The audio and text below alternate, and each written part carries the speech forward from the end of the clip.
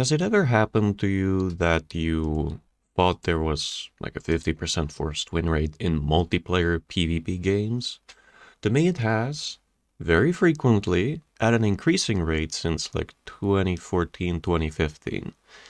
And the main part of why this isn't like industry breaking news or why people aren't officially wise to it, they can only think or feel that's the case, is because the inner workings of a game, including its matchmaking, are at a developer's discretion. And of course, they're not going to tell how it actually works. They might give an outline of how it works, and that's what happens here. And I think this is an extremely important and interesting listen, and I will reveal after this like 2 or 3 minute long segment why. This is their white paper. I'm just breaking it down. Don't shoot the messenger. So this is what they claim in this 25-page white paper that they released last year on skill-based matchmaking. They basically explained how it worked, how they actually do prioritize time to match, and a whole bunch of stuff, including like how they A/B test stuff within the actual game. But what's really not surprising is their findings. I mean, just think about it, right? They found that lower skilled players scored fewer kills, and that higher skilled players scored more kills in a world without skill-based matchmaking. What a surprise. They even said there were more blowout matches, where there'd be a 30% or more discrepancy in points. Of course, to me, that harkens back to the original Modern Warfare 2, where some sweaty boy would drop a nuke and end the lobby. Now, it's hardly a surprise that the people doing the blowout matches and absolutely slaughtering everyone were, having a lot of fun doing so. And for those players, their matches would have loads of variety. Sometimes they'd be able to dominate players, sometimes they wouldn't. There was more randomness there, but they certainly were able to farm more clippable moments.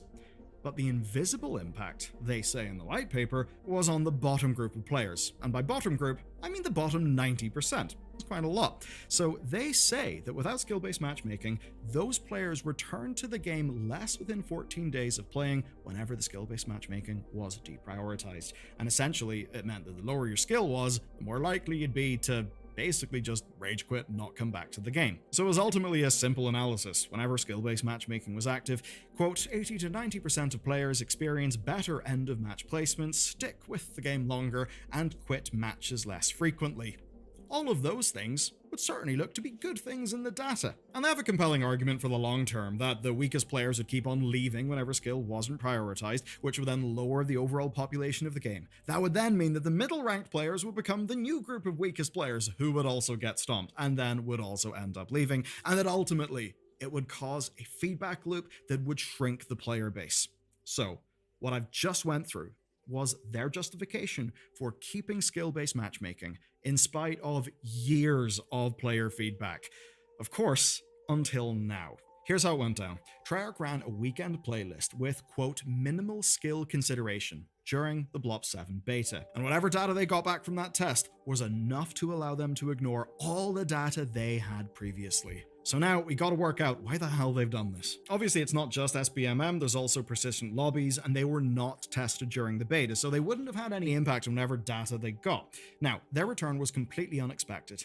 And to me, that suggests it was a completely PR-driven move, following up on the demands from players, like, say, the stuff that Charlie Intel would regularly ask in interviews. Essentially, Activision could be seen as giving players exactly what they've been asking for, and, reducing the friction to coming back to the game. And of course, the perception is that loads of players may not have been that interested in coming back without these PR wins, the soft pre-orders and such. Now, there's a trend amongst COD players to attribute this stuff to the, I guess, kind of preordained success of Battlefield 6. Obviously, it's went on to be legitimately absurdly successful, especially by its own franchise's standards. But one of the big arguments is that now Call of Duty's got competition. There's a fire up their arse, so they're going to do something. Personally, That is exactly the point. When there is competition, a corporation will start actually doing something.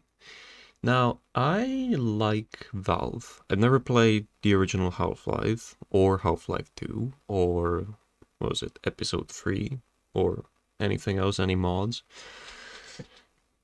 I'm not even a fan of Counter-Strike. The only games I play are Dota, and actually the only game from Valve I play is Dota.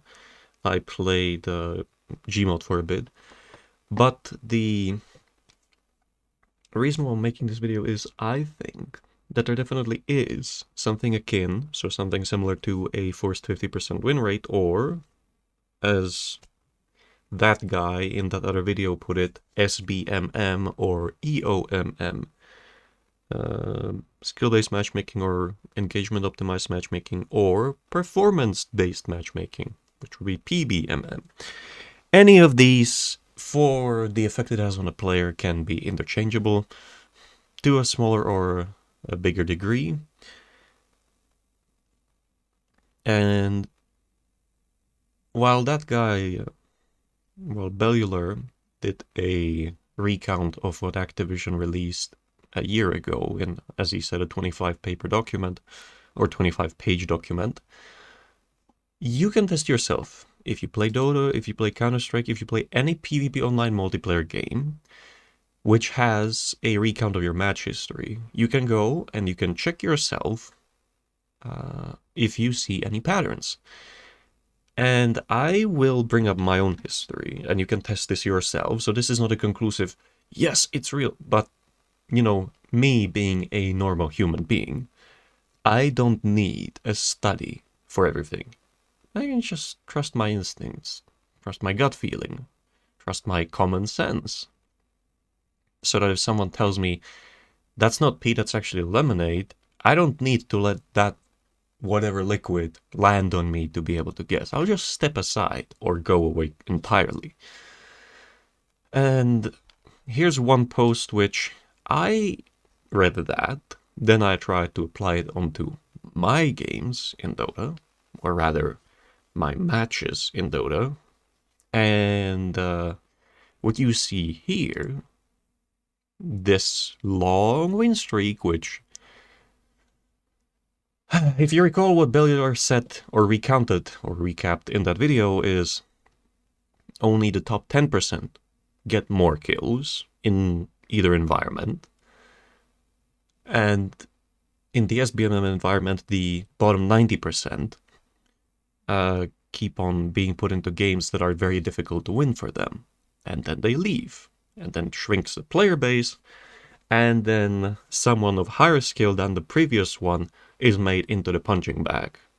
And I've certainly had way more of being the punching bag than I had of being the boxer. That's training on the bag. What I can tell you about these games is they were not fair. They were one-sided, except for this one, and that is important because it relates to a comment that I want to read. It's long, but it might be able to bring up some information to light or put some things into perspective for you. This one game was very difficult, and in the end we won because I played Slardar like a brick, like you would usually play a Dragon Knight, or maybe a Huskar if you pick it for offlane, which is terrible, but there's some scenarios where it works with Aghanim. And my score was abysmal, but we won the game, and I suppose it was one of those games. What games? I'll explain in a minute. And in every match after that, maybe the Phantom Assassin game was hard as well, but it wasn't as difficult as the Slardar game. And in every match after that was one-sided. The most one-sided game this month.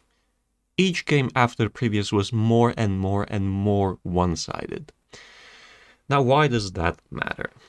You can run the statistics if you like math and check how likely or unlikely it is for me to get this long of a win streak on just half of one day, right? 12 to 23, that's 11 hours of playtime.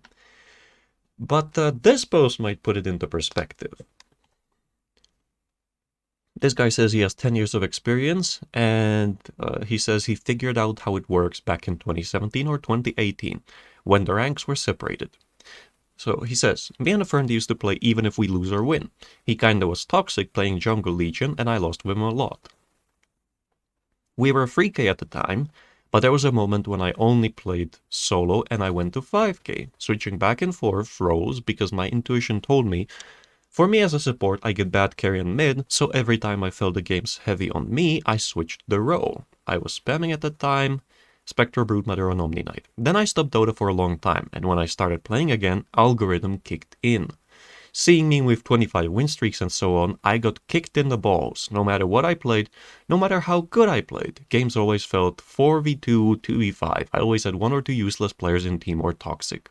So I replicated that thing by losing on purpose unranked games, such as playing Shadow Fiend jungle, Arc Warden jungle, any stupid shit you can think of, just to be the player that is behind in team, because it will result in a complete stomp since the algorithm counts on you to make the game balanced, and other account buyers or toxic players won't level up the game's skill. I don't know how many games you need to lose or win, but you said 20 games, it might be that. But for me as a longtime player of Dota, it just feels when you have good team and dogshit team that despite the skill or mistakes, they simply don't talk, playing quick, rage jungle all time, or rage jungle all game, all those behaviors. So if you feel your game's going this direction, it's not psychological, but it will affect you to be like them and put you in the loop to lose for you and others. The best thing is go lose 20 games of unranked or lose till you feel players are nicer and carry you on positions 4-5. Then it's time to queue again ranked. If not, just go unranked and be a piece of shit in a row, then take a break, then go normal, play tryhard, and the game will reward you with a win streak of at least 10 to 20 games. It's important to realize when you also switch the roles from the winner to the loser, or from the one who's supposed to be carried to the one who's supposed to be carrying. If you have 2 games where safe lane or mid is underperforming, queue for that role and play brain dead heroes like Razormate or Wraith King safe lane. That's a comment from 3 years ago. And then he goes on to explain a few more things. But here's also one last important bit. I'm pretty sure your games went to shit after you won all those games there. You shouldn't have quit winning. Once you win, you need to keep queuing. The algorithm is designed to make you addicted by giving you a great experience, and you should exploit that. Once you win like that, your objective should be 1 page or 2 pages of win streaks, playing for like 20-30 hours non-stop. The game won't stop giving you either balanced games or free wins, and you won't get bad games, which is definitely what happened here. And then I just went to bed. But all of these games, one-sided. I could have sat with a finger up my nose, a foot up my ass, and I still could have won that.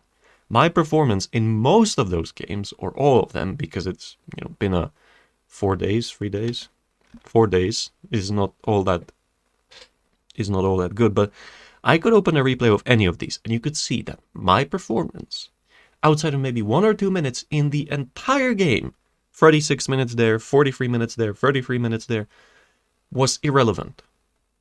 There was such a massive skill gap where the score was 8-44 at minute 28 or 11-29 in another game, with their carry, with their safe lane core, having 9 deaths at like 20, 24, 25 minutes, or their offlane having a combined 16 deaths at minute 17. It was nowhere near. And I usually end up on the other end. So, what the guy in this comment says, and I think I skipped it, is that... Sorry, I still have not a fever, but like something of the sort, and it's difficult to talk.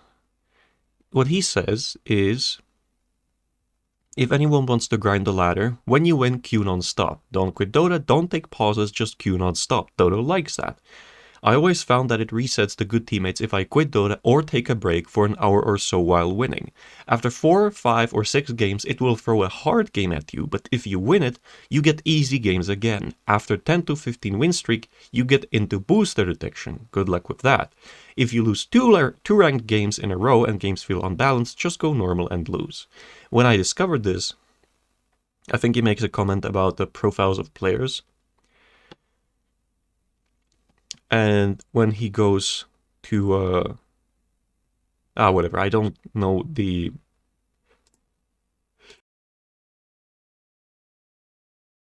I don't know what the red pages comment is about. Oh, I get it now.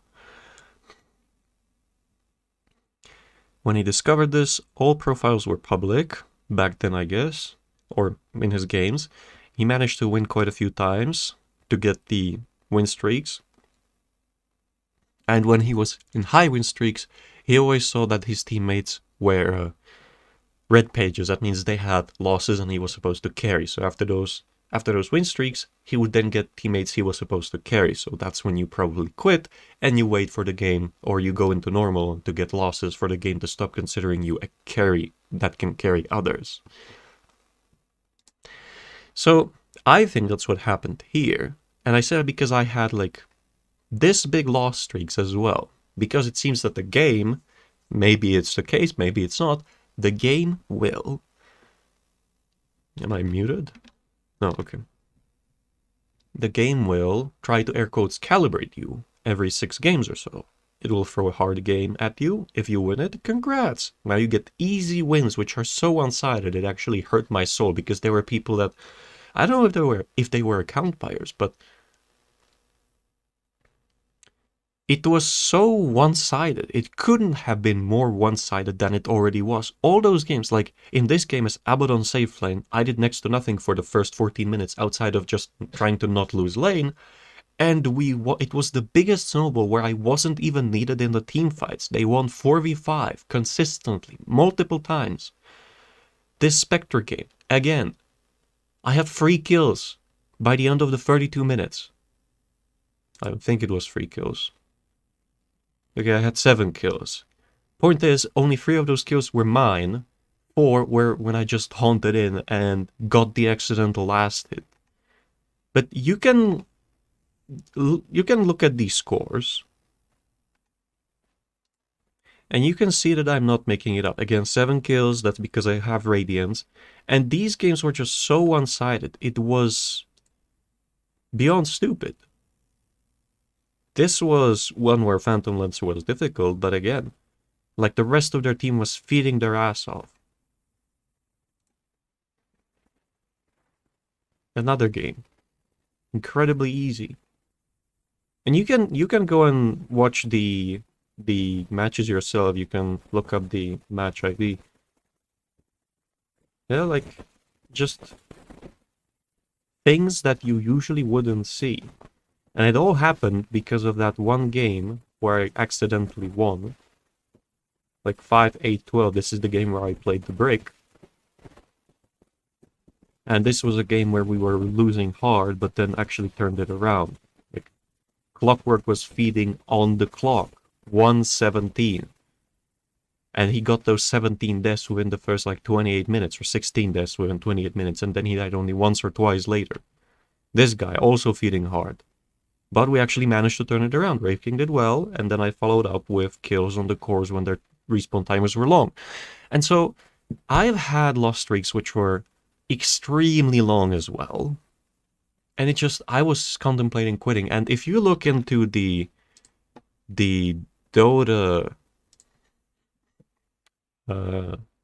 discussions on Steam, this game makes me depressed, just an idea, role abusing, low quality games. A lot of comments about behavior score, but you can find a lot of pages here if you could filter out the Cyrillic. You could find a lot of pages about matchmaking, about forced 50% win rate, about being put down by people who, and I think that they actually realize, they don't have any proof, much like I don't, but they realize that, give me a second, they realize that they're being put down by the game, though they can't show much proof of it. They can only point at individual examples of the game. Now, give me a minute. I thought I could find it. I wasn't able to. And it seems that my history of posts on the Blizzard forums for Heroes of the Storm got purged. But It is very relevant to this point because I used to play Heroes of the Storm a lot, and I was really good at it. I got to Grandmaster over multiple seasons, or not over, in multiple seasons, and I was in top 20 of all of Europe. The highest I made a video of, I think, was like when I was number 68 or something, out of top 200 in Europe. And I played with and against the top 10 or top 15 on the regular, including the top one guy. And why I bring this up is because, and I would have to download a game which I thought about, but it refuses to just finish calculating the actual game size or how much space the game would take. And I don't want to wait that long to finish this. The reason why I bring this up is I had, from what I remember, upwards of like 78% win rate because I understood how the game worked and what I needed to do in fights to win. And so long as there were other people who knew why I was doing what I was doing, they could exploit that and we could beat the other team much, much more frequently than they could beat us. And even if they won once, we could very quickly recover from that. Then, when the Heroes of the Heroes of the Storm development team got axed, so downsized, and the esports got cancelled, which was 1 week after I started talking to some teams about joining and getting into the esports scene. After that point, matches started getting increasingly one-sided. And I even documented that in some of the videos, like here, a video from 2018, a rare win, Malfurion on a loss streak. I don't think I show the match history here, but I think there are some videos where I actually do look at my match history, and I show what it's like. It's like, hey, here's 11 losses in a row, where before you would get like 3 wins, 2 losses, or 5 wins, 2 losses, or 7 wins, 1 loss. And this got even worse within like a year after 2018. It got so bad that I used to play with one woman, and I don't think I have her on my Battle.net list anymore. I don't know if she removed me, if I removed her. I don't know. Because I don't remember, that is. And I found that she was also engaged in a topic on the Heroes of the Storm forums about one-sided games, loss streaks. And like, it's like she had it bad. She had like 6 or 7 losses, and then 2 wins. Starting to ring any bells? 6 games, recalibration. And for me, it was the games where, if you think Dota games are one-sided, it's like 8 to 44 at minute 29 or something like that, you haven't seen Heroes of the Storm games. After 2018, or like starting 2019, somewhere like that, I got on loss streaks of 21 games.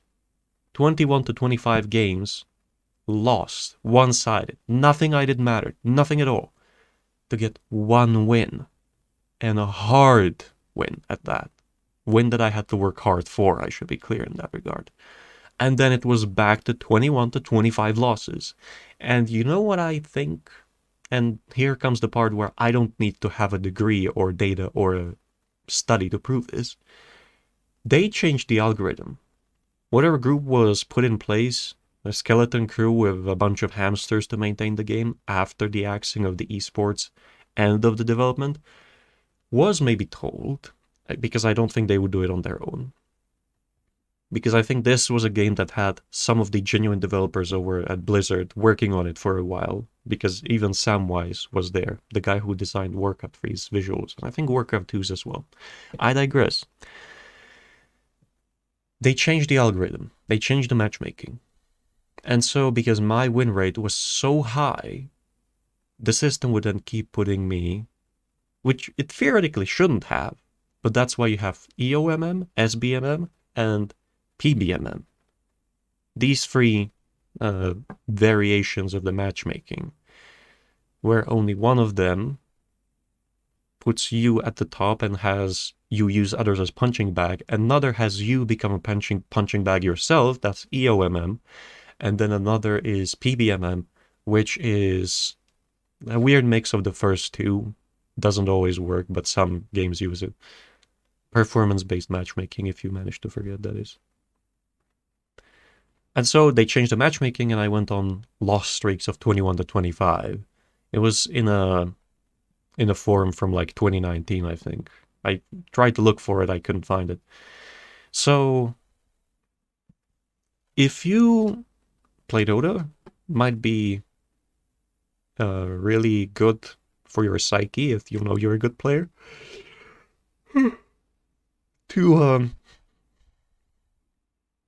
be on the lookout for those hard games and try your hardest in those games. And if you win them, then you have smooth sailing. And I think it would benefit everyone, because then you get out of the range of the other people that really just shouldn't be there in those leagues. You either play with them or against them. But very rarely will it happen that games are balanced in Dota. And so if you feel pity when the games are super one-sided, which I do, or when you're concerned that the other side might be losing too hard and they'll just not play anymore, try your best to just get out of that range quickly. I did. On that day, when I got the massive win streak, I deranked, and then I ranked back up again. And I got 3 losses, so if it wasn't for those 3 losses, I would have been at like 87% already. I've been in this same stupid rank for 2 months. This is where I landed in placements, and I haven't been able to get out of it despite this performance right here, which, if you remember what I just talked about, wasn't even dependent on how good or not I am at the game. So I think that this point about sbmm and hard games and using 10% of the player base to beat down on the other 90%, and then as the lower end of the 90% leaves, the new 90%'s baseline becomes higher, and you might end up in that 90% and get beat down, is true. And you actually do have a study from Activision for that, but I mean, I think it's true in that same algorithm is used in Dota. Why? I don't know. They have some reason for it. And I don't expect that many more updates to come for the game, because IceFrog is not working on Dota, he's working on Deadlock, and has been for like 4 or 5 months. And that's not speculation. There's a video of some guy talking in Russian saying, yeah, IceFrog is working with us on a project. Fast forward, the guy is a co-developer on Deadlock or something. So that's that. Forced 50% win rate, sbmm, eomm, pbmm, and I would want to finish on a note that it's not good. It's not fun. It doesn't help anyone. It makes the game worse. There were other people who made these points. There's like a video. I don't know which side was he trying to take. I think it was like partially mocking whoever says sbmm is real or forced 50%. Grubby has a video on that topic. But you know, it's actually sad. I hate my life. I really love Dota, but now it's depressing me. I hate how you get amazing players for a week, and then the game pairs you with morons for 2 straight weeks. Yeah. So, you know, I hope they change it at some point, but with IceFrog gone from Dota, I wouldn't get my hopes up.